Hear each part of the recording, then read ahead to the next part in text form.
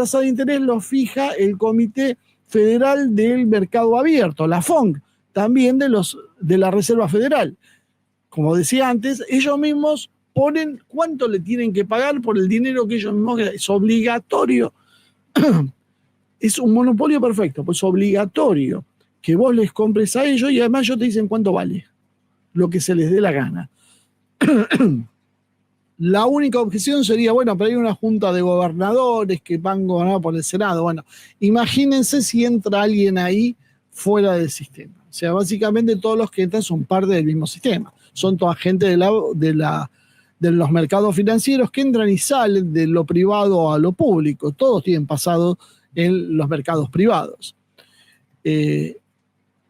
La FONC, el Comité Federal del Mercado Abierto, es la que analiza los datos económicos y decide cómo se ajusta la tasa de interés. Se supone que con el objetivo de crear mejores condiciones y mantener la estabilidad financiera y de paso llenarse los bolsillos. Es también importante destacar que aunque la Fed establezca las tasas de interés de referencia, los pagos de interés que realiza el gobierno federal se distribuyen entre diversos tenedores de deuda. Pueden ser inversores extranjeros, pueden ser instituciones financieras o gobiernos extranjeros, no exclusivamente la Fed.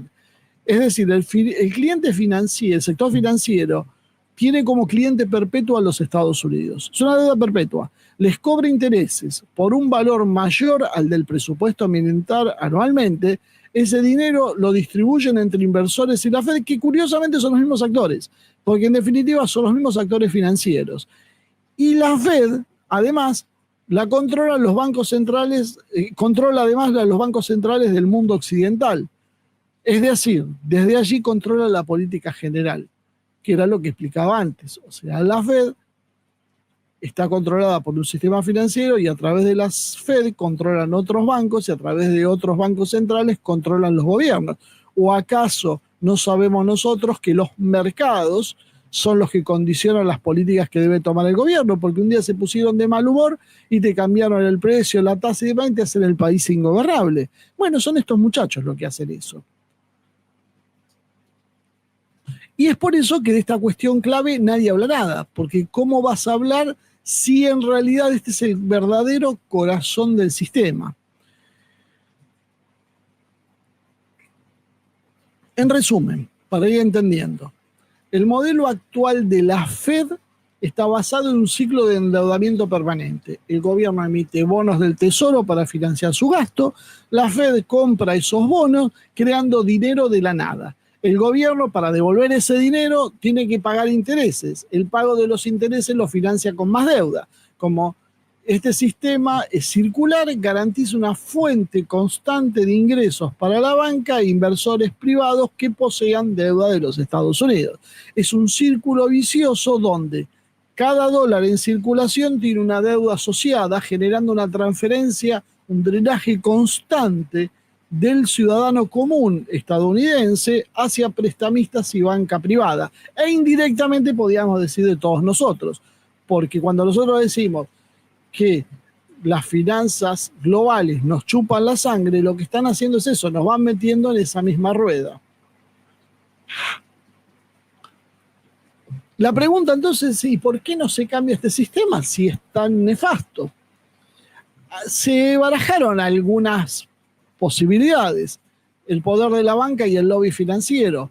La Fed no es completamente pública, sino un híbrido con una estructura que favorece a los bancos, grandes bancos, ¿no? Porque además no es un banquito cualquiera. Son los megabancos que siguen además incrementando su fortuna. Esos bancos poseen acciones de la Reserva Federal, reciben dividendos anuales y tienen una enorme influencia en el sistema. Cualquier reforma que amenace, por supuesto, este sistema de control financiero es bloqueada por los grupos de presión y políticos financiados por Wall Street. Por ejemplo, le voy a dar un par de ejemplos para entender cómo funciona el sistema, que hasta ahora parece todo una cosa, pero bueno, vamos a verlo anclado en la realidad. Año 1963. Presidente de Estados Unidos, John Fitzgerald Kennedy, firma una orden ejecutiva un decreto básicamente sería para nosotros, que es la 11.110, para que el Tesoro de Estados Unidos pueda emitir dinero sin necesidad de endeudarse con la Fed. Fíjense qué cosa tan simple, dijo Kennedy, bueno, ok, si este es el problema, que lo emita el Tesoro y ya está. ¿Cuál es el problema? Bueno, el problema fue que fue asesinado poco después y la orden ejecutiva 11.110 jamás fue implementada. Se juega pesado.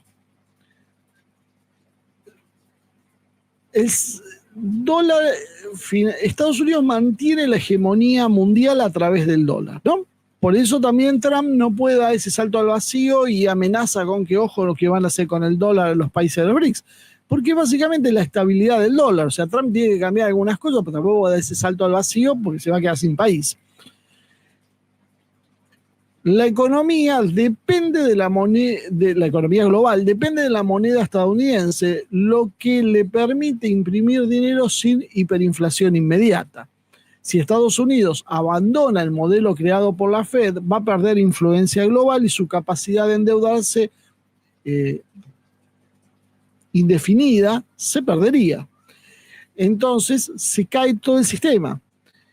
Saddam Hussein, tal vez les suene, intentó vender petróleo en euros en lugar de dólares. ¿Qué pasó? Ya saben cómo terminó Saddam Hussein, colgado. Después inventaron que la guerra, la invasión a Kuwait, muchas veces se explicó que en realidad fue una celada de los propios estadounidenses, que le dijeron, vos dale, que te bancamos, y cuando Saddam se metió en Kuwait, usaron eso como excusa para luego atacarlo. Porque ¿cuál era el problema de Saddam? Saddam se había mareado con el poder y se le ocurrió dejar el petróleo en manos de los euros, no solo en dólares, y de esa manera diversificar poderes. Bueno, el poder estaba en el dólar, el euro era un combinado de piedra. Otro que intentó hacer lo mismo fue Gaddafi. Gaddafi intentó proponer un dinar oro para los africanos para evitar depender del dólar. Gaddafi, ¿se acuerdan que había hecho una especie de Suiza de Libia? Era excelente la forma en que se vivía en Libia. ¿Cómo terminó Gaddafi? Bueno, ya sabe, campaña de demonización y muerto. En una forma atroz, además, ¿no? Es como un ejemplo para el que quiera sacar los pies del plato. Si el gobierno de Estados Unidos deja de pagar intereses e intenta reformar la Fed, el sistema bancario puede colapsar generando una crisis financiera sin precedente. Es otra de las formas de apretar. O sea, vos te haces el loco y se colapsó el sistema financiero, colapsaron los bancos y ya saben qué pasa cuando esto se produce. El endeudamiento infinito es una burbuja controlada, pero un cambio drástico podría hacer que el sistema entero tambalee. Eso pasó en el 2008 cuando la crisis de hipoteca subprime mostró lo frágil del sistema financiero basado en deuda. ¿Qué cosas más justas se podía hacer para terminar? 1. Emitir dinero sin deuda. En lugar de pedirle prestado a la Fed, el gobierno podía emitir dólares directamente a través del Tesoro, sin intereses. Y esto acabaría con la dependencia de la banca privada y reduciría la deuda nacional, porque simplemente solo se achicaría el déficit. Se están cerrando miles de dependencias para ahorrarse unos dólares, que con mucha suerte dice Musk que va a ahorrar 600.000 millones de dólares por año, y simplemente con ese movimiento diciendo al Tesoro, imprimís vos en lugar de la Fed, se ahorrarían 1 millón. Bueno, eso lo intentó hacer Abraham Lincoln con una moneda que se llamó greenbacks durante la guerra civil, porque claro, se había acabado la plata y la forma de salir de la idea había sido esa, un dinero sin respaldo de deuda en realidad. ¿Qué le pasó a Abraham Lincoln? Bueno, terminó también muerto casualmente. La otra opción podría ser un patrón monetario basado en recursos reales, volver a una moneda respaldada por oro, plata, energía, recursos, algo como lo que estaba intentando hacer el BRICS en su momento, que era bajaron los decibeles, porque yo creo que Putin y Xi consideran que no es el momento de agitar olas con ese tema.